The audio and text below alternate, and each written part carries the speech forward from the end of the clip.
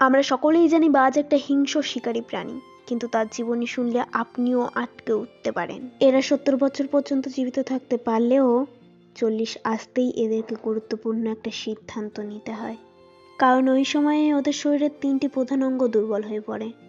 পায়ের নখ লম্বা ও নরম হয়ে যায়, ঠোঁট সামনের দিকে মুড়ে যায়, ডানা ভারী হয়ে যায়। ওই সময় এরা উঁচুতে উঠতে পারে না, শিকার খুঁজতে পারে না, এবং শিকার ধরা খাওয়া সবই এদের জন্য মুশকিল হয়ে যায়। সেই সময় এদের কাছে 3টে পথ খোলা থাকে: 1 আত্মহত্যা করা, 2 শকুনের মতো মৃতদেহ খাওয়া, 3 নিজেকে পুনঃস্থাপিত করা। তখন তারা উঁচু পাহাড়ে আশ্রয় নেয়, সেখানে বাসা বাঁধে আর শুরু করে নতুন প্রচেষ্টা। সে প্রথমে নিজেদের ঠোঁট পাথরে মেরে মেরে ভেঙে ফেলে, এর থেকে যন্ত্রণাদায়ক আর কিছুই হয় না।